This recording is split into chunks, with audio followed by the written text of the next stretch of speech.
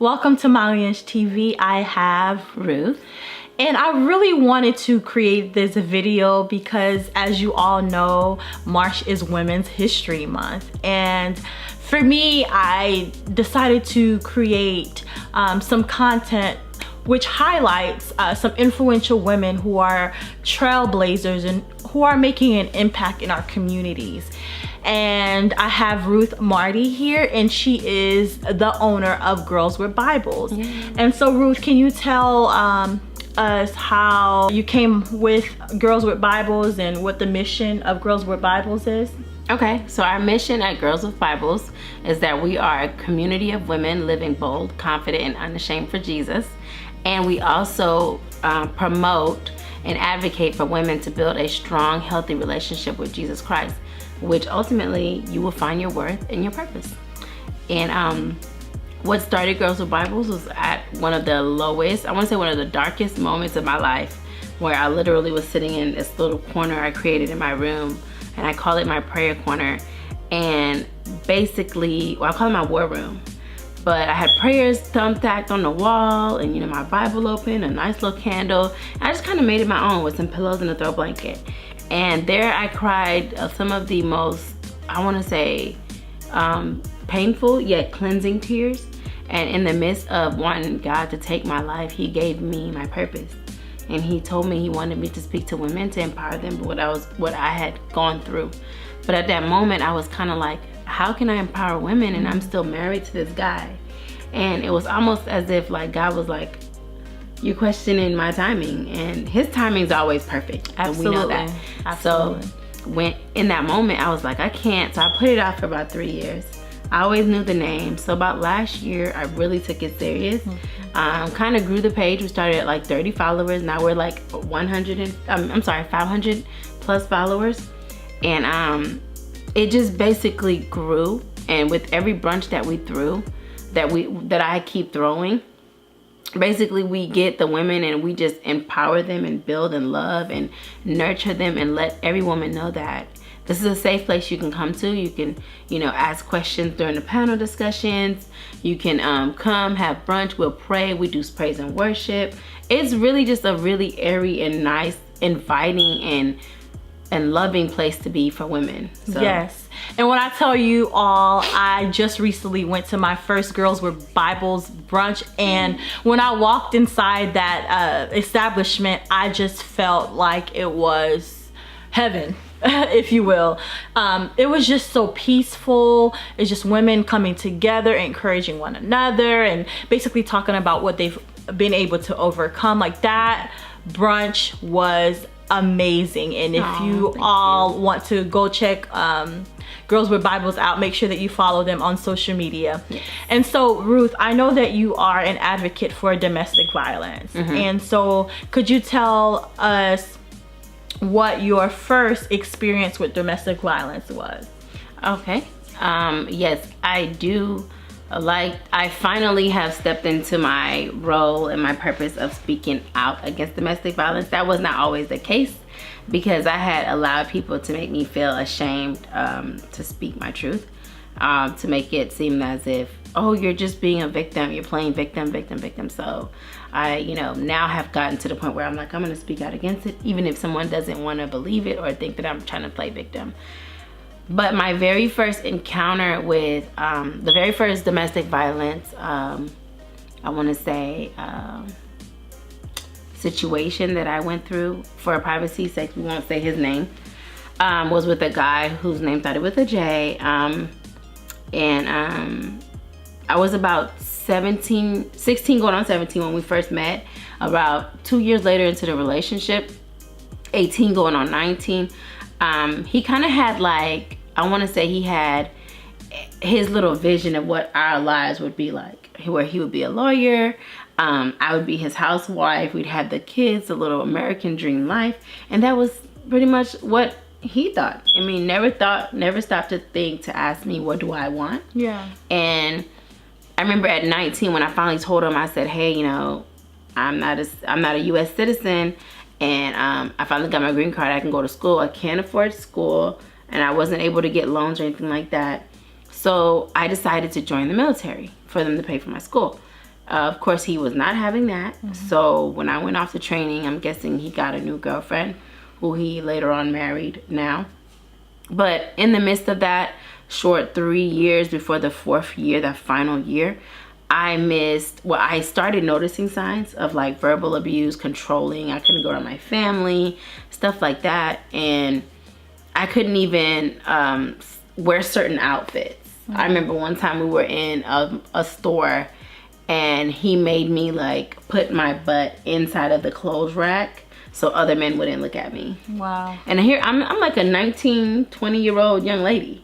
So, you know, to me that was like, oh my God, he's so obsessed with me. He loves me. You know, this is cute.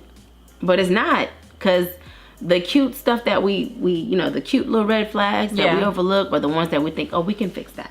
That can change.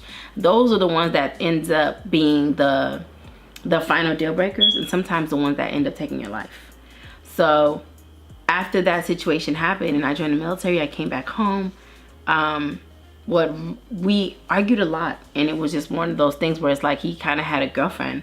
I didn't fit his image anymore. He wanted, you know, her.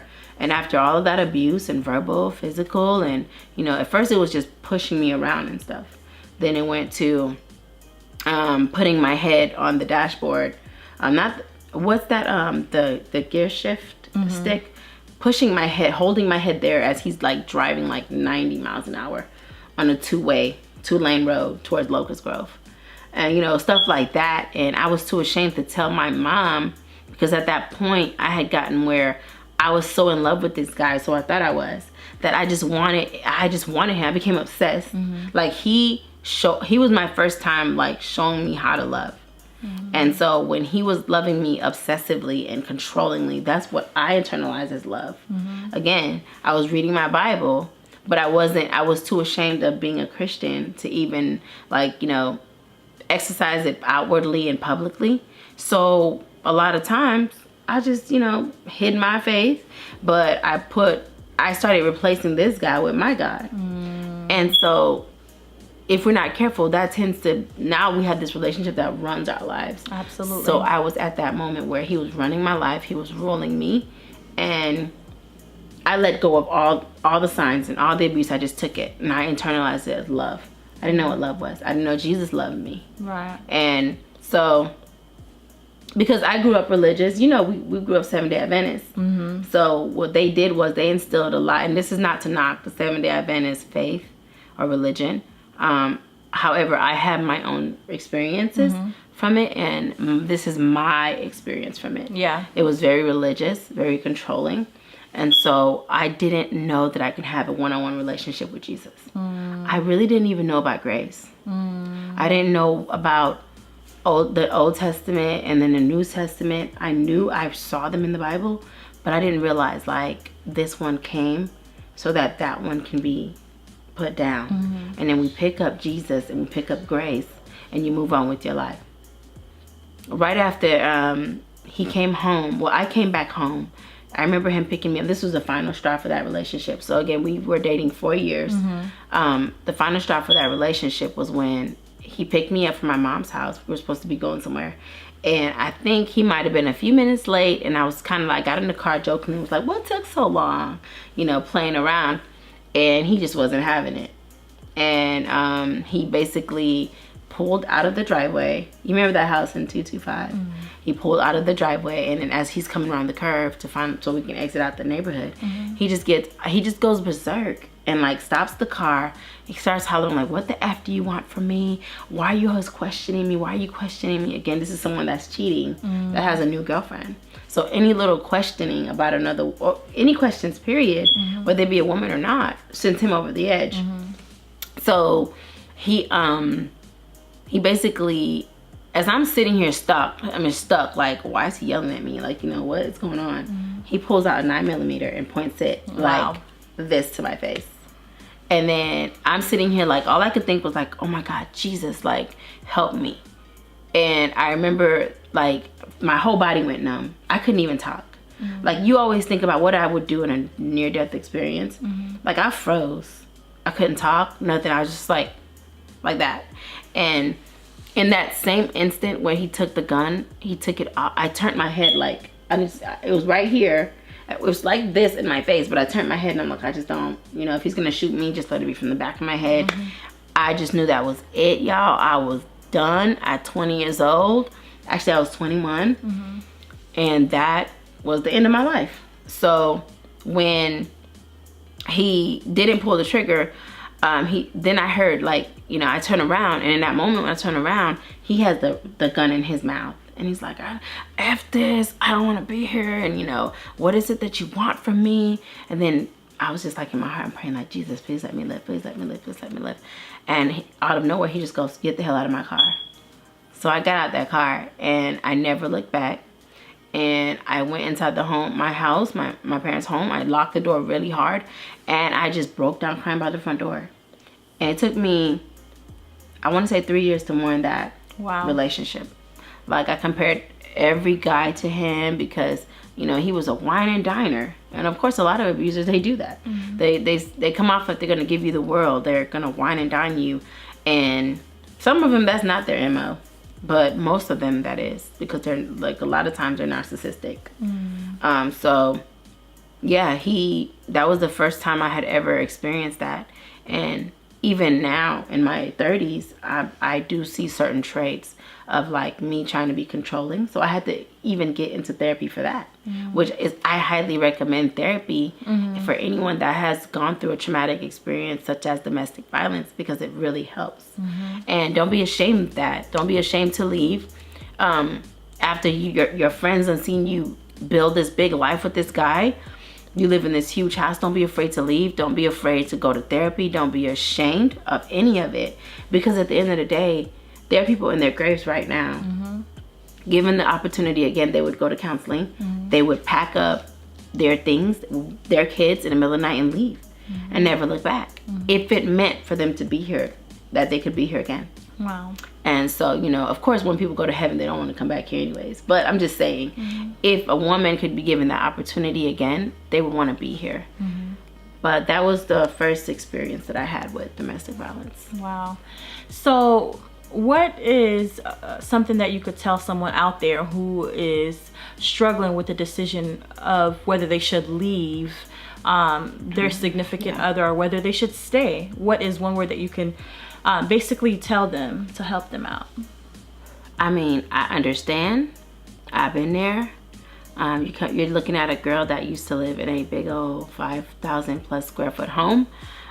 Custom closet, displaying my expensive bags and shoes, and just living a life where I didn't even have to work, really. But that didn't have to work came with a price. It came with belittling. It came with talking down to me.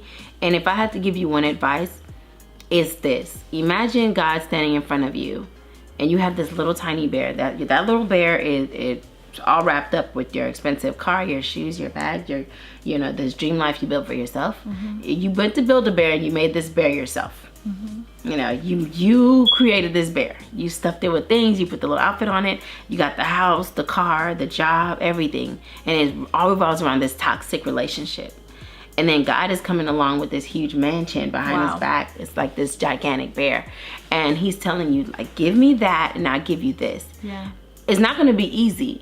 Don't think for one. People always think, oh, you know, just leave. It's not going to be easy. And if you're contemplating on leaving and you're like, it's hard, I don't want to do it. I mean, a lot of statistics say that women leave about a total of 7 times before they finally leave. Wow. 7 times. And the number could have gone down or up.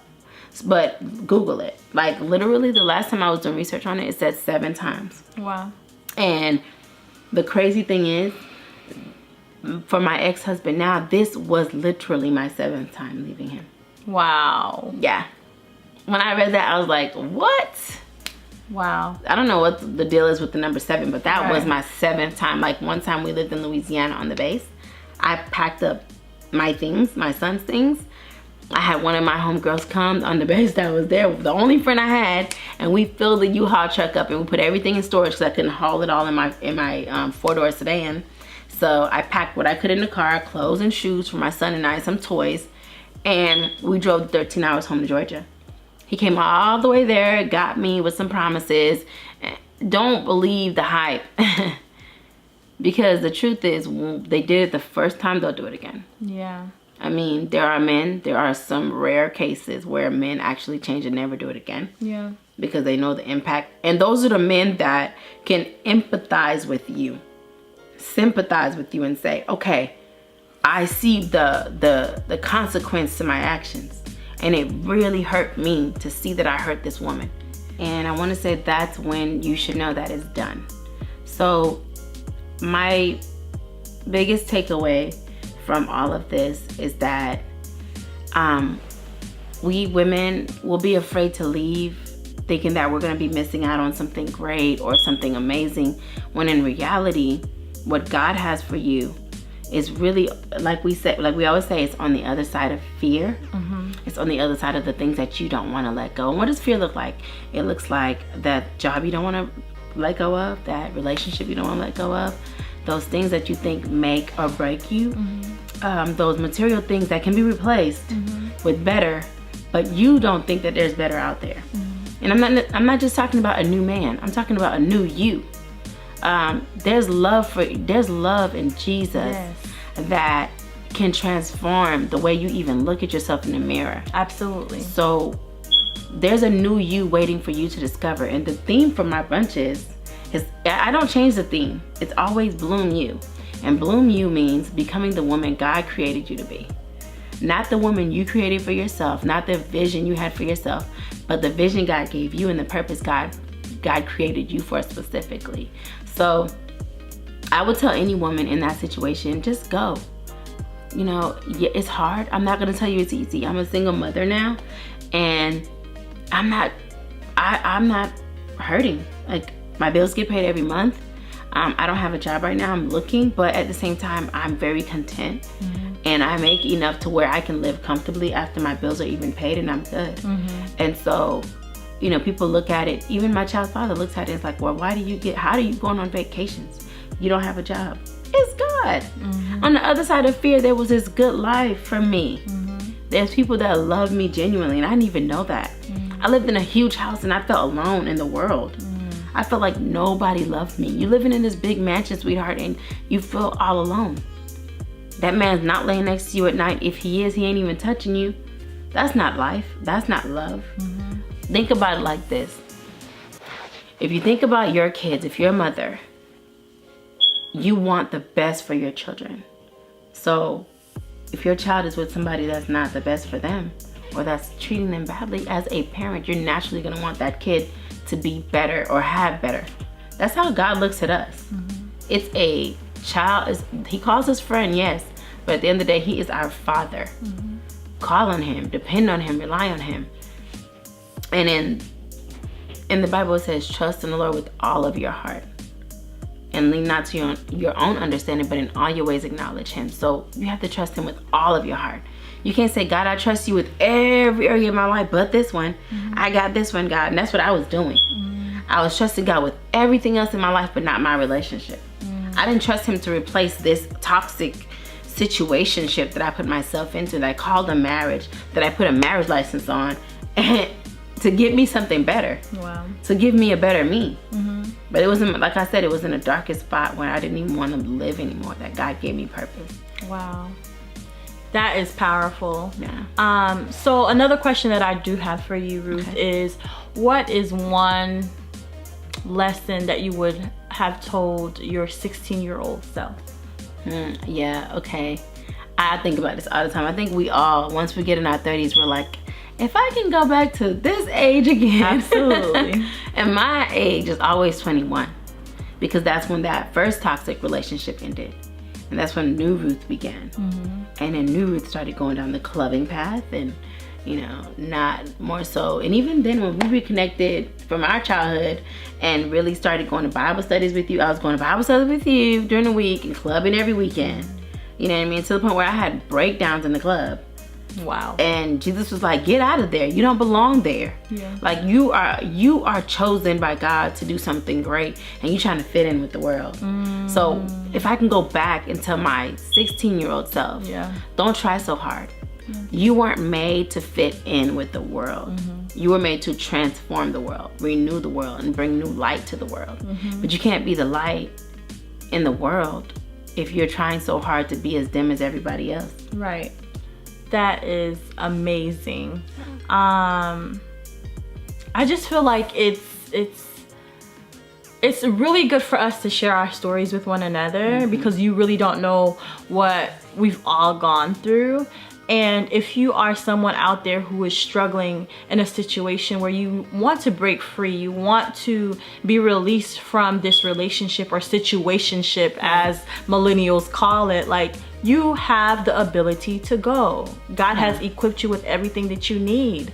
And I'm so grateful for powerful women like Ruth to share their work and to share their passion with other women, and to reach out to the next generation to say, hey, you know, I've overcame, so can you. And I want to tell you out there, you too can overcome. You too are a warrior. You too are victorious in Jesus' name. Right.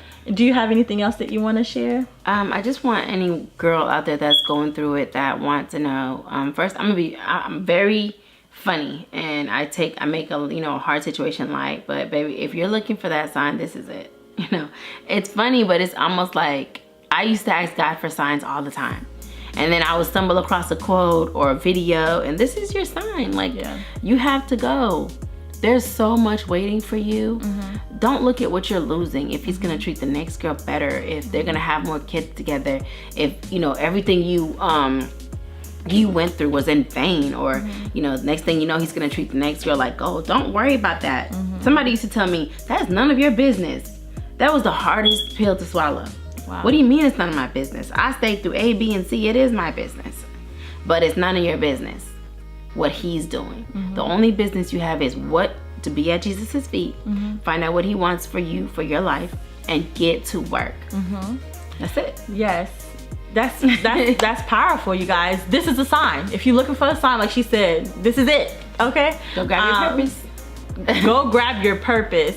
And one of the things that I do want to leave down here is the domestic violence hotline. Yes. So if you guys need to, or gals need to, call that number and just get some help. And you know, I'm an advocate for therapy myself, and Ruth has talked about, you know, like going through therapy herself. Right. And so I just think it's very important for us to be mentally, spiritually, physically, just an overall wholesome, like, human being. Right. And so Ruth, like, is there anything, last words that you want to tell the people? I do want to tell you guys to, if you have not done so, please follow my Girls with Bibles page, because that's where I post inspirations daily. And then on top of that, I always give out the dates for the next brunch. Now the brunches vary from about $15 to $20, and I want to say it's well worth the $20. It is. The food was good, y'all. And then you come with your really cute dresses on, and we just all like fellowship together and network. There are vendors there. You get a great shopping experience, great music, live music. You know what I mean? So check us out. But also know that if you go to Girls with Bibles on Instagram and on Facebook, please DM me. The help, like she said, the helpline will be listed below. But if you just want somebody to talk to that you can relate with, I'm not a licensed therapist, but I've been through some things. And I can tell you what got me through. And you could just definitely reach out to me, and I will definitely be a listening ear. And I will definitely help you as much as I can. Yes. And comment down below and let us know if you've gone through domestic violence, or if you just want to share your story with us. We would be grateful to hear about your story. And be sure to follow Girls with Bibles on Instagram. And yeah, you guys, I hope that you guys like this video, and give this video a thumbs up, comment, like, subscribe. I love you guys so very much, and I just hope that you enjoyed this particular video, and we'll have more videos to come. I just want to tell you, thank you for having me, and thank you for looking up to what I'm doing with Girls with Bibles, because I want to tell you that sometimes you're putting in that work and you take that step. Like I tell people to take that step. Sometimes you're doing all that and you just don't know if any of it, not that I do it for the recognition, but if no one's telling you like, hey, keep going. Sometimes you feel like you're running the race alone. And sometimes it can feel like, is it making an impact? And so I just want to thank you for, from the bottom of my heart, for even supporting and you know, even having this platform to share that with you. Aww. Love you, cousin. And we love you guys. Love you